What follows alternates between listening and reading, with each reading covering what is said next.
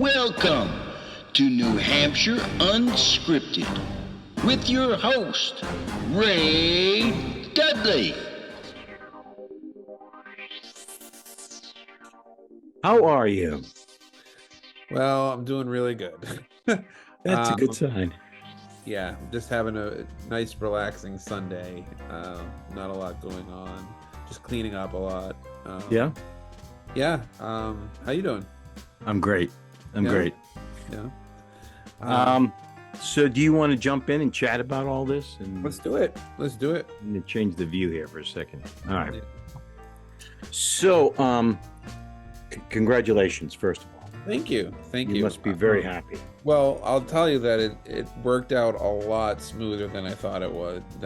Work out, and I'm just gratified that we were able to get an audience that was super into the show, and that we were able to get performers like you and directors like the ones that we had and writers and everything just kind of come together and show what's possible with theater in such a short amount of time. And I have heard nothing but glowing things. So That's good. I'm glad to hear that.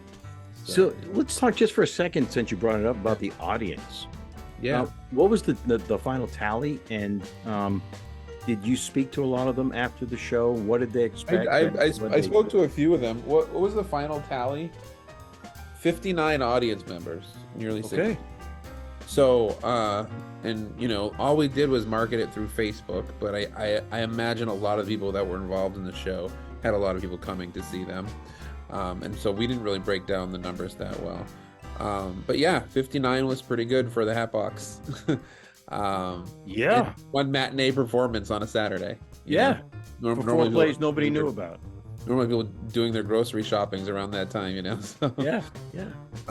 So. And four plays that hadn't even existed a week before. Didn't exist. Nobody knew what the plays would be until they saw them. What was your other question? You said something else. What was their reaction? Did you get a feeling of what they came in expecting, and what did they feel they got? Yeah, I didn't get a feeling for what they came in expecting. I did. There was a festive atmosphere for the whole night, though. So there were people that coming in that were excited for the show and ready to enjoy it. And in the show, I think, fulfilled on that promise that they were going to see something that was quite enjoyable and something new and unique to see. Yeah. So the vibe that I got after the show, I mean, everyone was just talking in groups and to each other and congratulating, people that were in the other plays that they knew people in, but then they would talk to some of the people that were in the other plays. And I had a general feeling of excitement after the show that it's the vibe that I picked up. And I was kind of also half focused on, okay, we need to get all the props together. We need to get everything back to where it came from. So I was kind of half focused on that and wasn't able to just relax and enjoy all the conversations. But it was a pretty positive vibe after the show. Yeah, it seemed very festive. I agree with you. Very upbeat.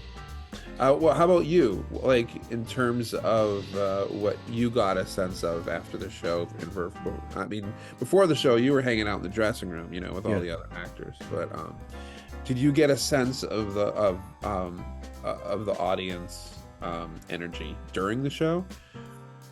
So I think as we could hear them, I wish Andrew would kind of throw a speaker back there. I know it's just over the wall, the audience, but still. It would be nice to have a speaker that's coming from somewhere in the midst of the audience. The monitor, does that have audio, or is that just? But it's like you got to be up there against the TV to hear it. Oh, okay. There's nothing that's projecting backwards or anything. It's just, but it was really when the first play hit, which was hysterical. Yeah. Right from the beginning, the audience was with it, the whole show. Yeah. They had bought in. And kudos to who wrote that one? Oh, that was Greg Parker. That was Greg Parker wrote that. And Laura Hoagland directed it. It was so good. It was because we hadn't seen, except for their That was one thing, and this is because this is the first time we're doing this, is a few things that I kind of, I didn't think about. And one of the things is like, how are we going to get all of the cast members to see all the shows? And I couldn't come up with a good solution for that because, as you know, we have the tech Saturday morning, and then we break for lunch, and then we only have a half an hour before the show starts. And if you're one of the later techs, who wants to be there at like 7:45 to see somebody else's tech? Yeah. No offense to them, but No, you probably want to go, nap. So we got but it was really cool to be able to see their shows then live. Yeah. And and in real time. Yeah. And we experienced what the audience was experiencing for the most part, which was really a great feeling. Yeah. And you could hear the audience. I mean, it's a freaking teddy bear with a cigarette. And there's and that lights up on that, Yeah. And there's certain individuals in the audience who I know are always loud when they laugh. So getting that right away, and that's always encouraging. And it's great for the audience because they can now they drop in. That's actually what I was struggling with when trying to decide the order to put the shows in, because that first show I knew it was going to be lights up on a teddy bear with a cigarette and a hat, and I knew like that would be the perfect way to just open up the show. Very well done. But there were two comedies. There were two like mainly comedies, and they were both really, really funny. Yeah. So I was struggling with. I knew I was going to bookend the show with both of them, but I was struggling with which ends to put which one. Yeah, I'm not sure it would have made a difference. They were very well written. Very well written, and and all four of these plays are just very unique in terms of their vibe, the vibe that they give off. Yes. Before we go too far, I did want to answer your question. So I thought the audience bought into all of them. Gary's was a little bit, I think, a lot. You could hear people weren't quite sure where it was going. Yeah, it kind of gets to towards the end. You start to kind of see, what it's all leading up to. But for a long part of the play, you're just taking it in and you're wondering, okay, where is this going to go? Yeah. Well, and also ours was that way too. Yeah. But yours, I thought yours started off like there's this very strong or viscerally, emotionally strong situation that kind of hits you right away after the first, 2 or 3 scenes. After what happens. Or it kind of hit me right away, and then it just plays with that. It plays with that for the rest of the show. Whereas it was Gary is like the Gary show. To me, the real impact happened a little bit later in the show. Yeah, definitely. You start to figure out what it's all about. Yeah, it took quite a while to get to the payoff, but because they danced. He danced around so many things there. It was really. It was almost too protracted in. I'm not here to critique anybody. I'm sorry about that. I think to get to that final resolution. Yeah, I mean, I think there's there is a really I think there's almost a reward for waiting that long. It's like how like if you haven't had a certain food for a while, then you finally have it. It tastes that much better. No, I eat everything I want whenever I. Gotcha. I'm not kidding you, but yes, I do. Yeah. And I enjoyed them all. I'll be honest with you. I came away very, very positively struck by everything. From my point of view, I didn't have a down experience anywhere in the process. Really? Anywhere. I was initially coming in as a friend who had been asked to help out. Yeah. And I was happy and willing to do it. And then as the process went along, I personally became more and more enamored with what was taking place. To be surrounded by all of these, I'm going to call them professionals for the most part. I know nobody got paid, but this is the higher echelon, in my opinion, of a lot of the actors, writers, directors, and I know there's new ones in there, but I'm going to skip them for a second because it's a different category. But to be surrounded by people with whom you may never have acted before or worked with before, and now are on a level that, to me, they took very seriously, all of them. Yeah. And it was just a wonderful, wonderful event. I was so happy when it was done. Proud. I was proud. I'm very gratified to hear that. It was an event it was an idea that just kind of. So I don't know. I mean, I talked about this a lot in other interviews, and but I had done the 24-hour plays as an actor. And I had finally done one as a writer, and it was as a first-time writer. I had never written a play that had actually been performed before, that had actually come to life on stage. And so that moment when I finally saw words coming to life, just made me think, well, I have, this is special, and this is something that I think other people need to experience them if they haven't. And I'm sure, lots of playwrights have experienced that, watching their first plays and everything. But there was just so the condensed time period where it doesn't cost a lot of time to come and see what people can do with it. That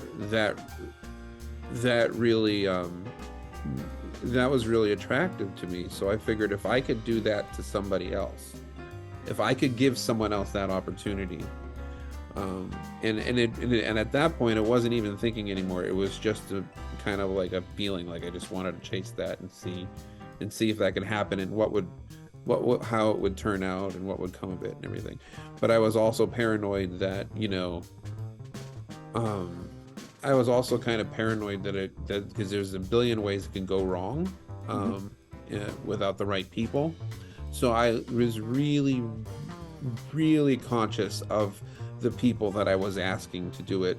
There are some people that I work with that I wanted to ask with that I just didn't get a chance to ask.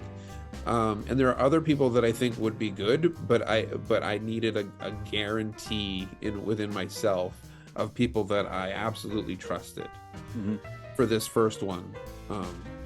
And so I kind of started soliciting early, or throwing out the idea early to people that I was interested in. There's like a handful of people that just couldn't do it, obviously, because of the schedule. Yeah. But it was almost like it wasn't something I thought I didn't have an ending quality idea in mind. It was just something I hoped would turn out okay. It's interesting. Yeah, because I looking back at the whole thing, to me that's a crucial element, especially for the maiden voyage. Yeah. The writers, even though some of them were new, the directors, even though some of them were new, the actors and all of the other people involved, sound, lights, all that. Yeah. You needed to come out of the gate strong. And I mean this seriously, kudos to you for seeing that up front, because really it could have really gone badly. Oh yeah. I mean, I've seen some 24-hour play festivals that just kind of went up. They got through them, but it was kind of a drudge for the audience to try to sit through it. It was a real danger. That's a danger, especially if you're selling tickets at the full price. That was my major concern. Is like a lot of the festivals, they'll sell at a disc like $5 a ticket or something like that, because they don't know necessarily that the audience is going to have a good of experience. I mean, the novelty of the thing is just to see what people can do in a short amount of time. Yeah. But it could easily go off the rails. It could easily just be boring. Yeah. So the fact that the stakes were a little bit higher because we were charging full price, meant that I was going to try to get the best people that I knew, that I was confident in, and also that were kind and that work well with others, to use the often used phrase. Yeah. Because there are some brilliant people in our community that just have a difficult time getting along with other people that they're working on it, and I didn't want that for this. Yeah. I needed people that were going to be cooperative, that were going to have that spirit of, yeah, let's just jump into this. It was tremendous camaraderie, even though it's funny. I was thinking about this yesterday about how it had a flavor of competitiveness without being competitive. Yes. It was really nicely textured that way. The fun part of competitiveness, like when you're playing a game, you're playing parlor games or something like that. Yeah. Because there were so many different facets, and we'll get into them in a second. I really want to pick your brain here over some of these steps that, as you got to see them day after day after day. Yeah. It was great to be able to see people I maybe heard of but hadn't acted or performed with before, and get a chance to see them. Yeah. Under the spotlight. Yeah. In a heated moment, right? I mean, there's nothing like you get 7 days and you can't go back. God, yeah. I don't even know if I could do this anymore, because I am terrible at lines now. Lines seem to just, I need at least a week to get, that's why I kind of emailed the script on Sunday to the actors, is because they would get a chance to get a head start on the line. It worked, yeah. I think in a lot of cases it was really necessary. I don't know if I would have, just to be honest, I don't know if you had dragged it out to 2 weeks, because 2 weeks is getting into now like a professional schedule. Yeah. I know they work all day long, but time, 7 days was like pushing it. I was feeling it towards the end of 7 days, like, okay, Well, it's kind of like a tech week, Yeah. You're there every day. Yeah. Except you're only teching on Saturday morning. We give you an hour. Yeah. Yeah. So, if you don't mind, let's just go back to that first Saturday. Mm-hmm. So you had no idea which props people were going to pick. You had no idea. Well, there was no scripts written at that point. Yep. It was the luck of the draw, or the draw of the hat of who ended up with who. Yeah. So tell me how you felt watching that unfold. You unveiled the prop table. Yeah. And you kind of released these directors, the writers, to the table. Did you have any feeling at all? Were you concerned about any of the props and how they may or may not have? No, I wasn't concerned about the props. I was concerned of how people would be having a good time. But when we unveiled the props, I could feel the energy of the writers, like being interested and fascinated. I'm like, okay, if we have their interest, that's where it starts. Yeah. Because if we have the writers' interest, we want them to write something that they're passionate about, that they really want to write. Okay, Carrie L. Sometimes you start with an idea, and then it goes completely another direction. Case in point, Carrie L's play, who, from what I understand, she had a whole different topic in mind, and went off in the direction that it went off. I'm really glad it went where it went. Me too. Absolutely.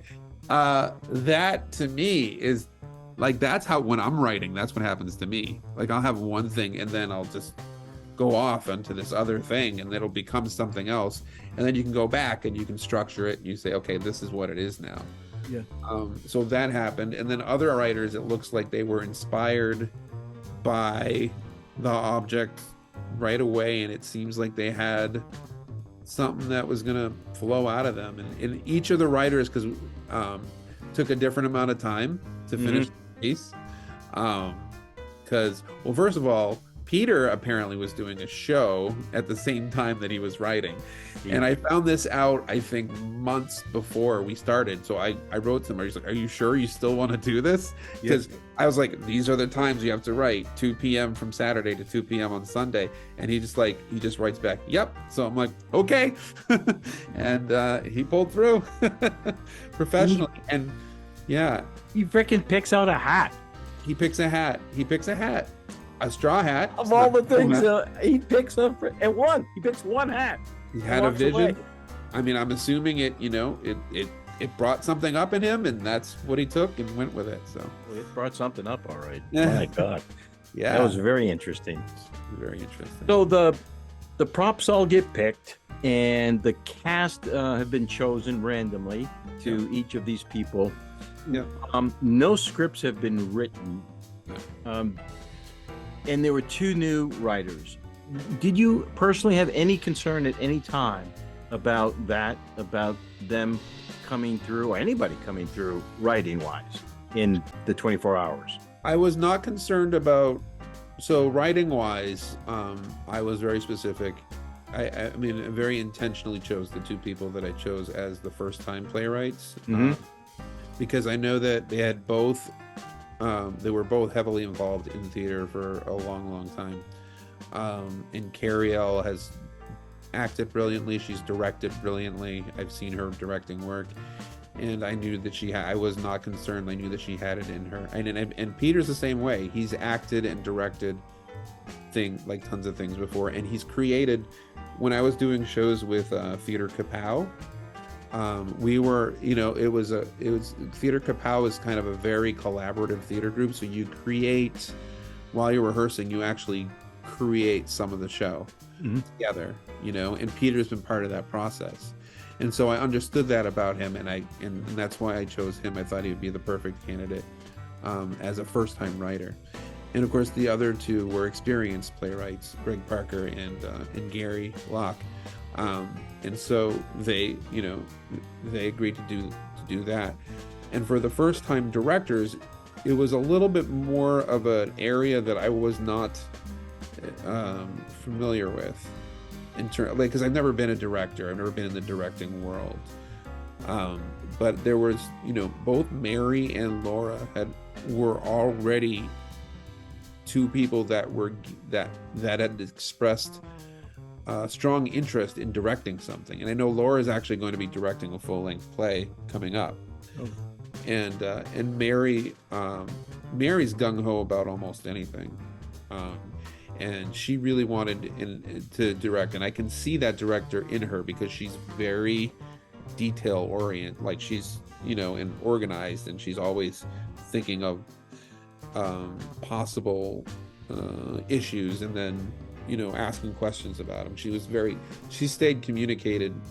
communicating with us throughout the whole thing about things that we didn't even think would be an issue. She just wanted to be prepared. She was probably the most prepared person I've ever met in my life. And so I thought both of those would be great candidates for directors because of those qualities. And so I thought, okay, great. We have 2, perfect candidates that haven't directed before, but I could really see directing. And then 2 candidates who I'm surprised haven't written before, or haven't playwrited before. They might have done a few little things here and there.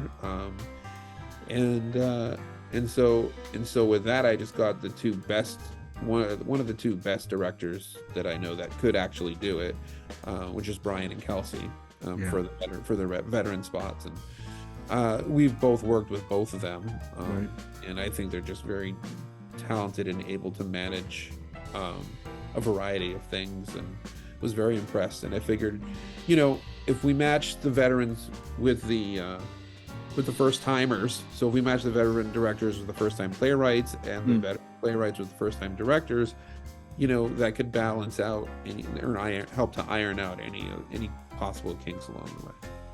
Did it, in your opinion? I think so. Okay. I absolutely think so. Yeah. I want to get back to that first day still. So hang in. This could be a long night. Yeah. No, I don't have any other plans right now. That's sad.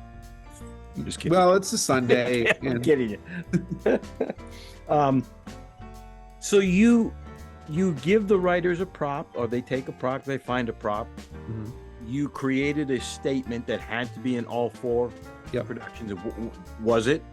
Yes. Did it? Okay. And Go ahead. Put it in the program.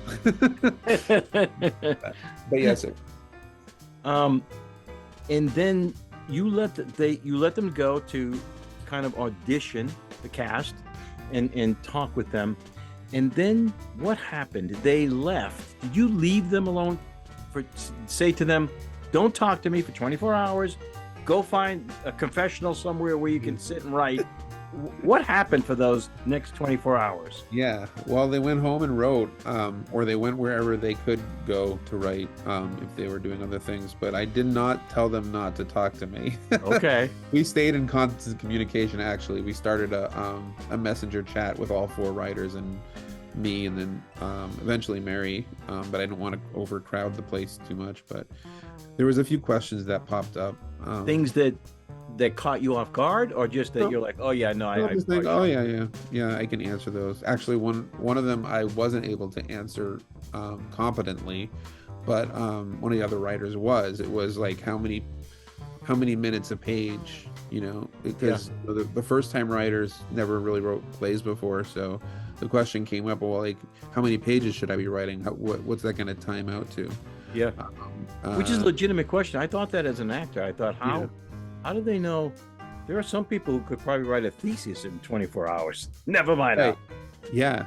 20-minute play. I actually didn't know either. So I got a double-spaced, one of the old double-spaced type scripts of mine, and I read down the page, and I counted how many words were on one page, and I counted 100. But apparently there's more words than that. So I don't know.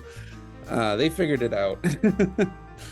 Was there ever a time when someone could have gone more than, say, 30 minutes to their well, their requirement was 20 to 25 minutes, so if that happened, there would have been some cuts probably.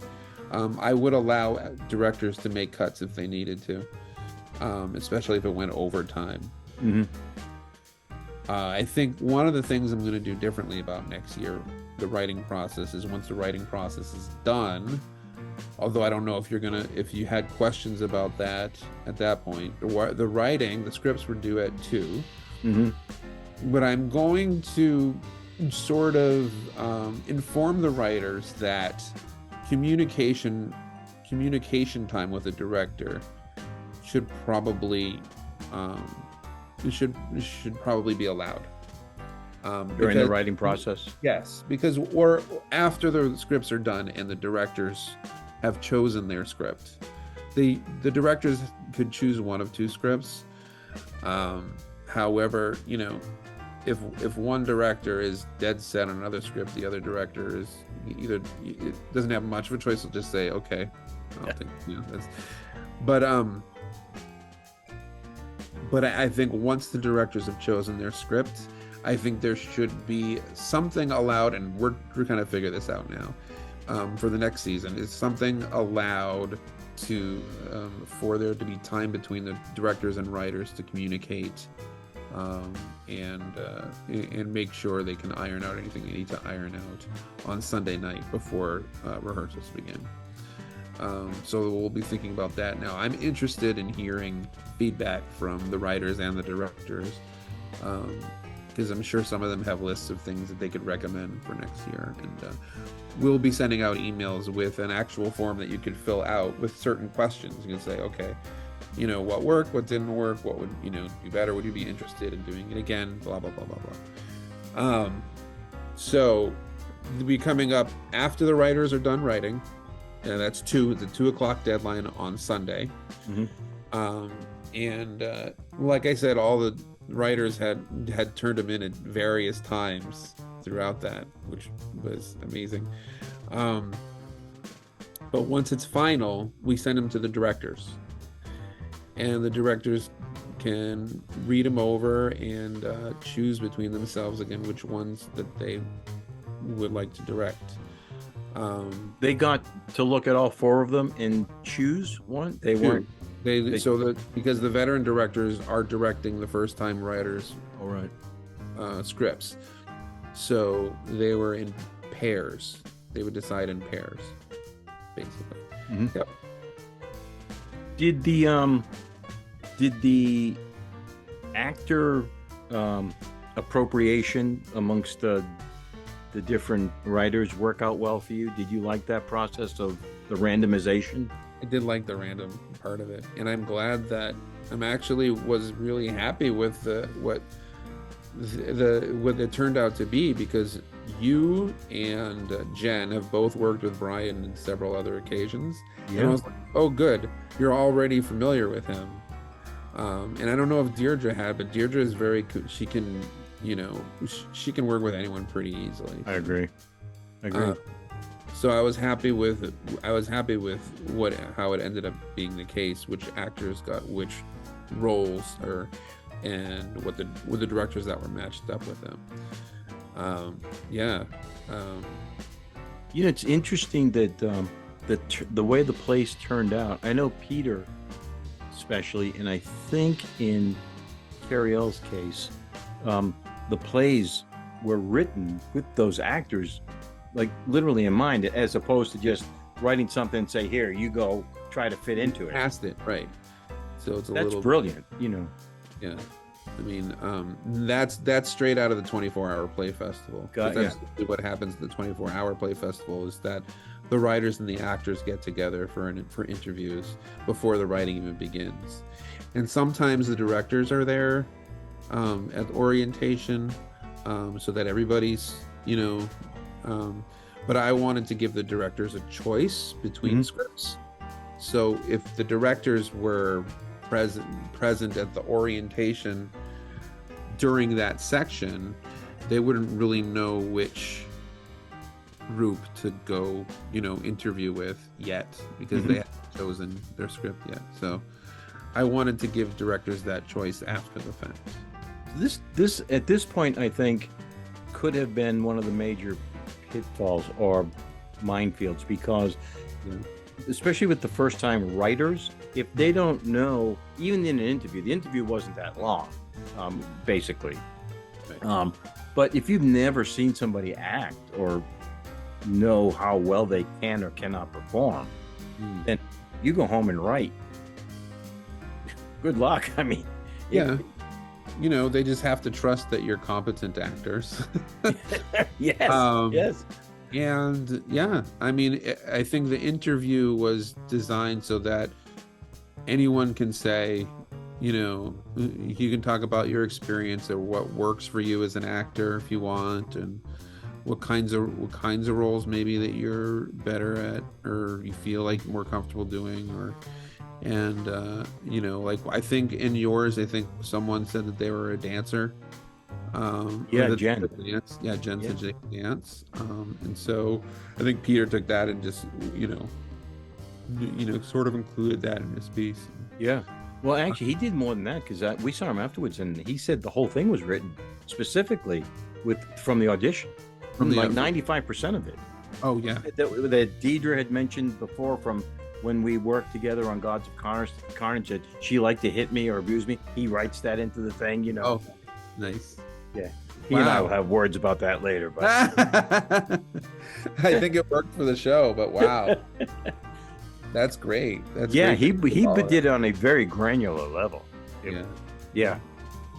So the writers, 24 hours is up. They're handing off their stuff to directors. Now we get to the next crucial component.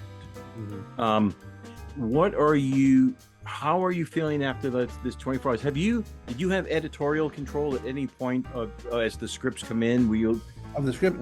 No. I try to stay out of the artistic part of the process as much as possible. Even subject matter. I mean, yep.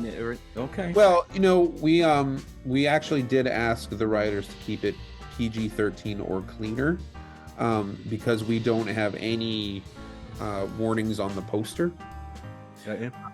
And it's a Saturday matinee, so who knows what the audience is going to be. So we did try to just keep it. I did ask them to say, PG-13 or cleaner. I reserve the right to make changes if I'm concerned about something of that nature, but nothing came up that I was concerned about. So I didn't, I want to stay out of the artistic part of it as much as possible. Mm-hmm. I think the one artistic choice I made was later on when I had to decide what order the shows would be performed in. That's it. So directors are usually involved in the casting process. Yes. However, they were not in this. Nope. Did you get any feedback from the directors at all about whether they liked or disliked that part of the process? I mean, they inherited at this point a cast. Yes, and kind of like a Marvel movie gone bad. Long before you're right. Long before this started, I had informed the directors what the process was going to be like. That they're not going to be choosing their cast or their writers. And even when they choose the scripts, it's going to be minimal to no choice because if it's only two people choosing between two scripts, if one person is responding strongly to one script and the other person doesn't really know or has or doesn't really want to fight the other person, then there's not much to decide. Yeah. So I think one of the pairs of directors, they deliberated for a bit, but even in that point, they both kind of gravitated toward the specific pieces that they were directing. I was kind of, from the outset, I was kind of concerned about that. But again, the people that I was choosing to ask to do this are all people who are professionally behaved. They don't, they're not. Yeah. They're willing to make sacrifices if need be. They're not going to be, chatting catty about, none. I don't know how to describe it, but there was no one like that. And so, I'm sorry, what was the original question? I was just worried if the directors, since they could not be in on the casting process, if they had any concerns about inheriting people that. Right. I don't know. They were informed early enough so that I think if they did have concerns, they would have backed out. They could have backed out. Yeah. So Sunday comes. You send out the scripts now to the cast as well. Mm-hmm.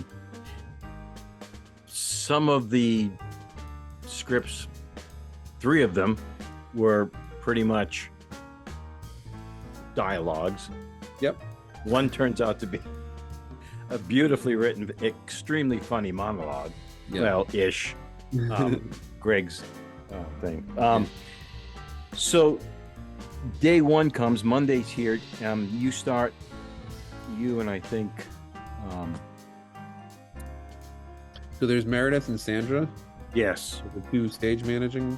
Yes. So now the process is now in motion. Yeah. Are you, as you eavesdrop, your production crew is such to eavesdrop in on things. Mm-hmm. How on day one are you feeling about?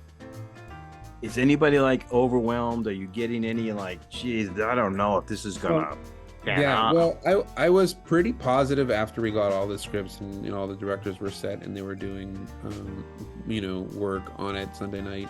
I felt fairly positive about the process, but I was still in that state of, I've never done this before. When's the ball? When's the other foot gonna drop? So I was maybe over prepared for everything, and when we had the, for learning the rules of the rehearsal space, which was the nursing home, I had asked everyone who could come 15 minutes early to get the rules of that place, and so I kind of wanted to be there, the start of Monday's rehearsal, and just answer questions and help out and see what the actual problems would be with rehearsing in the space. For example, there's only one key. So, how do we work that out with 4 different groups coming in and out? I wanted to be there to make sure that everything sort of ran as smoothly as it could. But then other than that, the only other thing I wanted to show up for, other than answering questions and being there, being available for people, was to eventually just see a runs of the different shows so I could figure out what order to place them in the main show. And that was Thursday, because I wanted to give people time to get it developed, but I also wanted to let the writers know and other people know what order the shows would be performed in. And so I thought Thursday would be a good time to do that. So I came in briefly for each rehearsal, saw one run through, and then just made decisions Thursday night on the order. But that was it. I think for rehearsal was the part where I was least involved in. Yeah. Did you reach a point where you were like, this is really going to work? I don't want to jinx anything here, but I think. Yeah, after curtain call, I was pretty confident that it worked. Up until that point, I just didn't know. Fair enough. Yeah. So yeah. So it's not seeing the plays then early on, or at least the rehearsals, you did not witness any morphing of the actual plays from start to and then this is brilliant. No, actually I did not. I think every rehearsal run that I saw was almost exactly what I pictured in my head when I read the scripts. No more, no less. I thought, okay, yeah, this is what I thought. This is my initial idea of how to place these is actually correct. So we ended up putting them in the order that I initially thought, once I read the scripts, that I initially thought we would put them in. Yeah. You probably couldn't have counted on there being like two comedies and two, I wouldn't call them not comedies, but no, well, right? No, they're not. I mean, Gary's has some funny moments, but it's mainly it's like a science fiction sort of like kind of cerebral. From Gary, huh? Yeah, and Peter is a very abstract, guttural piece. Yeah, I don't even know what genre to put that in either, you know. And the other two were just laugh out loud comedy. So there was no question I was going to bookend the show with those two. It was just a matter of what goes between and which of the two laugh out loud comedies would I put first and versus which I would put last, basically. So Friday, last rehearsal, some people went dark, some people didn't, but basically I think everybody still rehearsed all 5 days. At this point, had you hit any hurdles or run into anything that you were like, oh, didn't see that coming? Maybe for like 5 minutes when we were told one of the cast members caught COVID and couldn't do the show. For 5 minutes, I was like, the panic part in my mind kind of struck, but then it was really not a problem at all to get someone in on book for that. I just figured, well, if we have to put someone in a book, we'll put someone in. At first, I was like, if this had happened 3 years ago with, the vaccines just coming out, not everybody getting vaccinated and everything, that would have been a much bigger deal. Yeah. There would be everything from, should we keep the show going, or should we just close, shut down the show itself? Which is why I chose not to do it in those years. There was I think 2021, we were starting to get a Hatbox schedule again, towards the end of 2021, and they asked if we want to do the 7-day plays, and I thought, I don't really want to chance it with this, all these cast members and directors and everyone, and if someone gets COVID, it's not, we might go insane trying to figure out how to continue putting it on. So I think I needed to wait for that to settle, which is why I kind of waited a few years to pitch this. Well, I actually did pitch it for 2020, but then COVID hit in February or March of 2020. Yeah, early on, right? Right. So I took it out. But so I lucked out. So for maybe 5 minutes, I was like, oh no, someone got COVID. But then I was like, no, just have another really brilliant actress step in on book. She did great too, by the way. She really stepped up, man. Oh man, I never met her, and I mean, I guess the only thing I regret was not being able to see how the first actress did the part, because she's also a really good actress. Oh. I'm sure they put their own flavors into it. So hopefully we'll get her back for next year. Yeah. Saturday morning comes, everybody gets what, an hour-ish? Everyone gets exactly an hour to tech their show. Yeah, because there's only so many hours in the day. I know, and you gotta. Yeah. I'll get to another point in a minute here. Were there any concerns about things that could not be teched? I mean, was there? I think most of the shows, all of the shows, were pretty basic, right? The lighting, sound-wise, there's nobody needing anything. The show with the most cues was Greg's show, the one that started it, and he wrote it.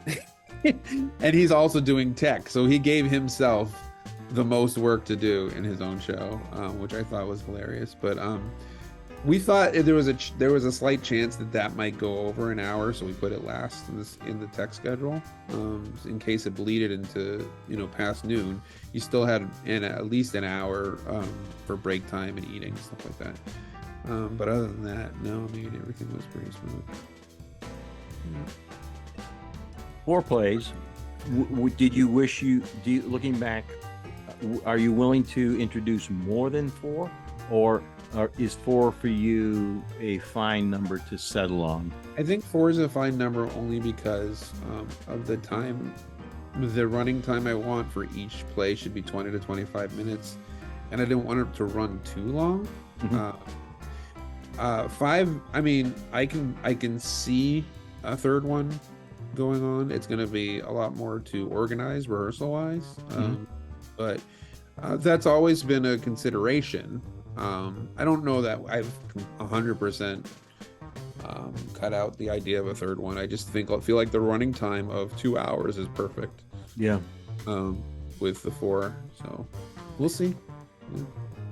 Moving into the last category, which for the most part, I'll say it's the last category, the actors.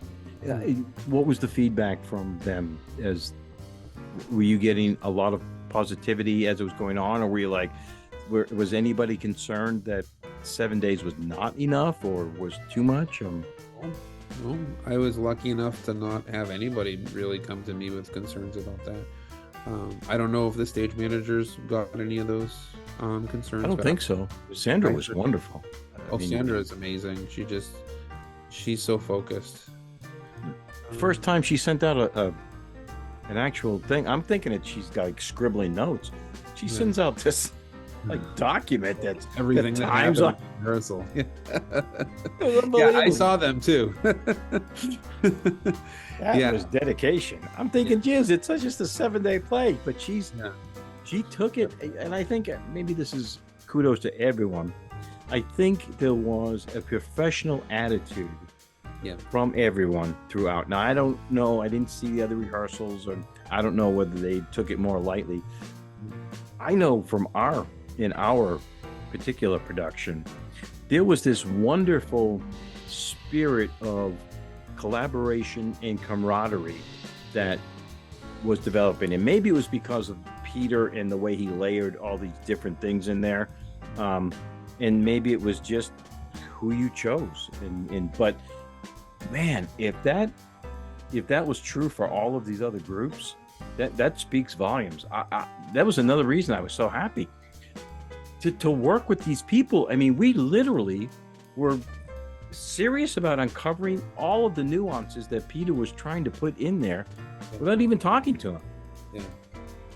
Did that exist with these other groups? Did you get a feel from them? From what I was getting from each of the groups, I was getting a positive vibe about either that they were enjoying working together, or both that they were enjoying working together, and that they were getting to know each other really well.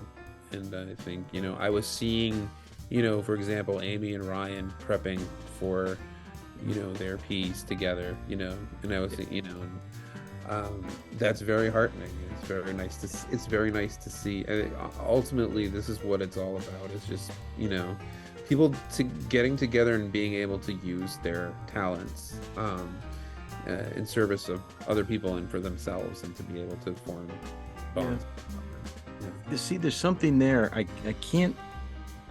It's intangible to me, but it really has made me very happy to be a part of it. And maybe it's just the fact that it wasn't just a cattle call, a random thing, that you really did try to pool as many people who really care on every level, from the writing to the directing to the producing to the acting. And it made a difference. It really was, I was very, very happy. This doesn't just, I can't get it out enough. It was beyond what I had expected. It really was. We get so used to like community theater, and there's a lot of pitfalls in that in and of itself. Here's the thing: is like when people aren't getting paid, generally speaking, human beings, when we're not getting paid, we need to be doing something else that's going to pay us so that we can live, so that we can support ourselves. Which means our attention is generally going to be split, and we're not going to, we're going to be putting our energy, we're always going to be putting into our energy the things we love the most, but we're still going to have to split up that energy between doing the things that are going to put bread on the table, and doing the things that we have a passion for. And so that energy, like it or not, is always going to be split up. And so community theater tends to be like, okay, it tends to be minimalist sometimes in that way. Right. Where you're not gonna, you're only gonna have so much time and so much energy to put into this thing. Even though you love it a lot, you're only gonna have that much time and energy to put into it before you go broke. Well, there's that aspect of it, and then you topped it with choosing high caliber people. Yeah. That's a difference. Well, it's one thing for it to be your bowling night, or your softball league, and right. You're a crappy second baseman, but you're out there with all your buddies. Yeah. It's another thing to have like I don't want to call it an all-star team. That's very elitist. No. But the fact that you did that, you handpicked, especially in this inaugural one, made a big difference, I think. Yeah, well, I mean, I was making an effort to pick people whose work has lived on, like, in my memory of having done theater, whose work has affected me, whose work has been professional, and whose work has been strong. And I kind of started soliciting as early as possible. Not saying, can you do this, but like, is this something you'd be interested in doing? Like, I think as soon as we found out that it was going to be selected, which was like last May, and I wanted to just get people's thoughts on that, on whether or not they'd be interested in. I made up this little document explaining what it would be all about, and I'd send it to people, and they could read it, and then they could chew it over and see if there's anything to be interested in. So I got a list of people who were interested, so that when the time came, I think around fall, like sometime late fall, I sent out another email to all the people that said they might be interested in it, and I said I'm going to have to start making some decisions to, whether people are going to want to do this or not. And then starting in January, at the end of each month, like really the last day or sometimes the last hour of each month, I would just send an update of, what was going on with it, and reminders of, like, we had like this form that you could fill out and everything. And to just keep people on the radar. And I think starting it that early really helped, because, past when it starts to get into the winter shows and people start making their schedules, what they're going to do. And this thing requires you to be present somewhere every day of the week, and then Saturday. So if you have other things going on, you're not going to be able to do that. And it's not like we give each of the directors one choice for dark day if they want to, but that should be based on the director's assessment of how the play's doing, and if they can afford to take a dark day. I think all the plays took all 5 days, even though one of the directors was out. All the plays still took all 5 days. We still had all the 4 slots for all 5 days. And so, one of the stage managers just kind of helped out with the final rehearsal for that show. But it's a strong commitment for any person to do. So I want to try to get people to think about it as early as possible so they can say, look at their schedule and say, okay, I have nothing that week, I can do it. Yeah. Yeah. Saturday comes, everybody does their tech. Mm-hmm. 4 writers who have not seen their play yet performed are hopefully showing up to see their play performed. Yeah.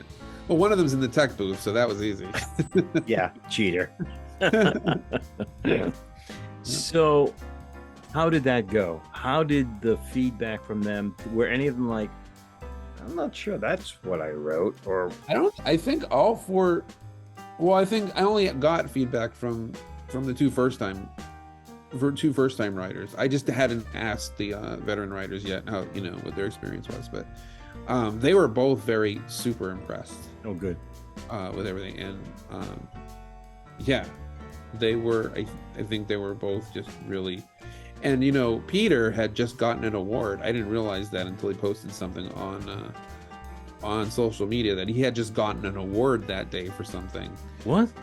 Yeah, which I don't know if that's that's why he was worried about not being able to make it or not, but he ended up making it, and he saw it, and I talked to him afterwards, and he seemed very enheartened by it, and that's that was the gist of what I got from our conversation. And Carrie L was over the moon. So. Yeah, her play was incredibly funny, and then so bizarre, so twisted.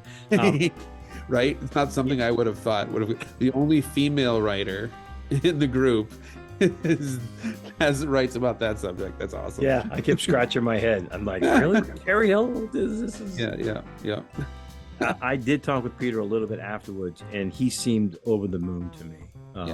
The way it came out. I think he's very cerebral, and the play was it was very cerebral itself, and there was all of these metaphorical things happening in there, and that we were trying to capture as much as possible. And he just seemed to me almost to be at a loss for words at how this thing actually, it just became, you guys brought it to life. And that's the feeling that carried me through this to starting this whole thing. It's like the words being brought to life like so quickly. Yeah. Wait, isn't that a danger too, though, right? Because as an author or playwright, especially, you have no idea what they have to interpret what they think you meant by a phrase. Well, especially this is the piece that Peter wrote was a very interpretive piece. I mean, it had a lot of room for interpretation. So that could be the danger. But I think also with concomitant with that is the mindset of interest to see how someone will interpret it. Whereas if you might be a writer who like, this has to be done a certain way, you're more likely to be disappointed with how it's actually done. But if you're a writer who's like, I would like people to take this and see what becomes of it, then you're more likely to enjoy what they do. So there's both sides of the equation there. So the shows have done. The audience now, did you have a chance to, and this kind of takes us now full circle, did you speak with the audience before, members, and then after, to get a flavor or feel for their expectations? Were they met? Were they? No, I mean, I've gotten feedback, positive feedback from audience members afterwards, but I didn't get a sense of what they were expecting, other than I guess I felt like they were expecting, we're going to see something experimental and you see how it works out. I'm happy to support theater, that kind of thing. And I think when the show ended, there was a lot of people surprised at how much they enjoyed it. Yeah. What they got out of it. Yeah. I think so too, really. That's the feeling I got being backstage and on stage. Look, I was just as surprised as everyone else. I mean, I had seen the play, so that gave me some confidence, but in terms of just how much people got out of it, I was as surprised as everybody else. I didn't know how it was going to turn out any more than anybody else did in this project. So did you speak with Andrew about the whole day? Was he pleased? I mean, I don't think he has much to say about it, but he seems pleased. But I didn't really speak to him specifically about it. I spoke to him about producer stuff, so that's really what I was focused on after the show was over. Is like, all right, we need to make sure everything goes back to where it came from, and get that tape off the floor. Tape the tape off the floor, and tie up all the loose ends and everything like that. So half of my consciousness was on that after the show. It was only one performance, so it's like I didn't have time to dwell too much on the magic of it.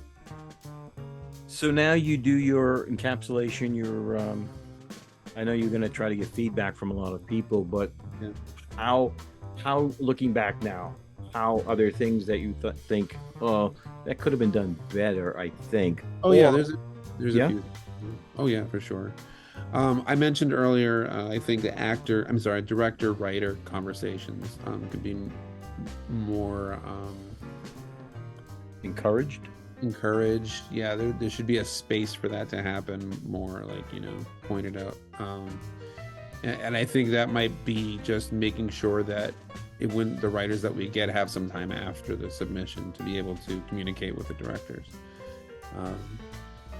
There was a couple of other things that I wrote down that I can't think of necessarily on hand. I think the room that you guys rehearsed in is like there was a lot of echo. Yeah. In that room, so we might look at better rooms next year. If we can, if they're available, if there's anything available.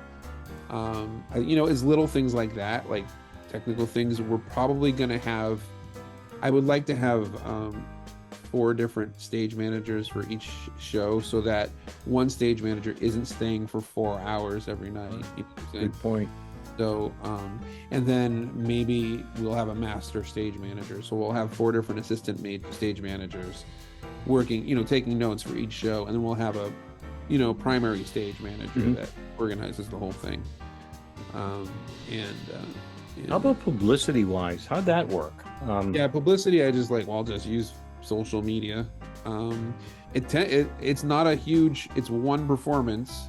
It's one matinee performance. Yeah. We got a pretty good audience. I agree. That one matinee performance, just by using social media as a, and tell your friends type of publicity thing. We had posters. We put them around Concord. We sent the image file of the posters to people before the orientation in case anybody wanted to make printouts and post that anywhere. At orientation, we had copies of the posters for everyone to take. And so that was, between the posters, social media, and the Hatbox website, that was pretty much what our media was. I don't know if, someone along the line is going to want to interview us again like you did. That is more like that's involved in like a, WMUR or something like that.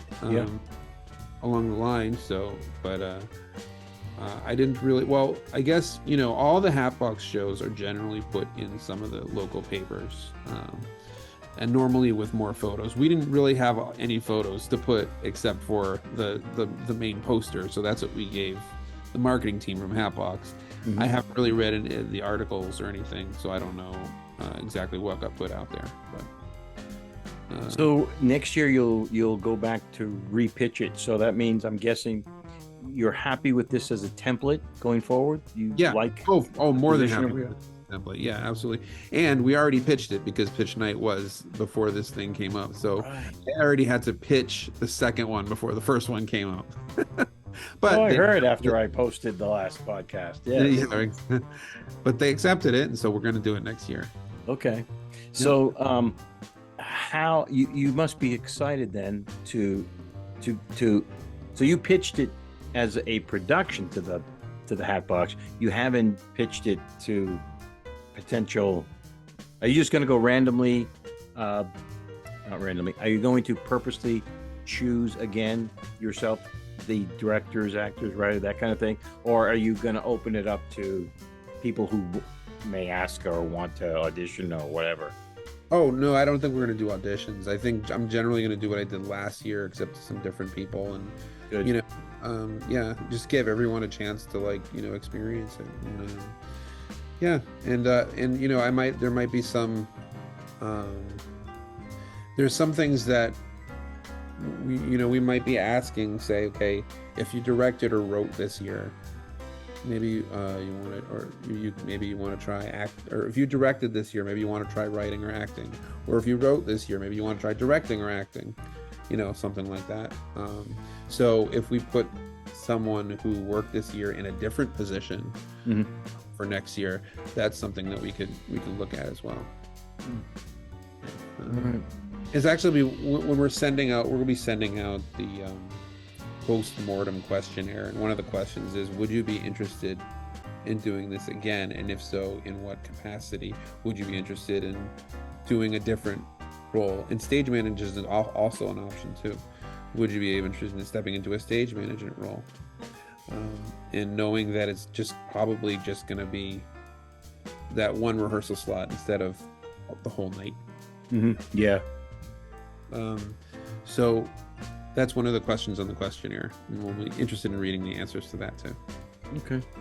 Yeah. Well, I think I have evacuated my brain. Yeah, I think I don't have to ask you any questions because you already answered them when you were asking me questions. So okay. Well, again, I really do want to thank you. I mean this sincerely. Sure. Dude, I'm almost 70 years old, and there's only so many more things, but there was something that's brought out in me, especially towards the end of it. Yeah. That I really was very pleased and happy to be involved. Me too. And I'm so happy you were involved. Well, I appreciate it. I'm glad you asked, to be honest with you. I mean, I would have done it anyway, but had it even failed, I would have been happy to do it for you anyway. But to come out of it, pleased and just more than pleased. I keep saying collaborative event, but it was just wonderful to work with people who care and they're proud of their work, and I came away very happy man, very fulfilled. Very happy to hear that. I mean, I came away that way too, so I'm glad that other people did too. Brother, can't wait for you to fill out the form. I've already verbally filled it out, so yeah, true. All right, I'll let you know when this gets posted. Hopefully it won't be too long, since I am somewhat retired here. So you're going to interview some of the other I have already spoken to Mary and Laura. Yep. And so they're on board. I think I spoke to Deirdre and Jen, but I'm just going to send out a blanket email. And saying Aaron has kind of blessed the fact that I would like to speak with you all. I'd love that. Yeah. And so, maybe some of them don't want to, but I would like to go through it again, almost like a block, get the writers, get the directors, and then get the actors, and I'd love to watch it out, but I think there's a wealth of information there to mine. I'm sure. Yeah, I'm sure it's been. All right. So also, I will. I look forward to listening to those interviews. All right, my man.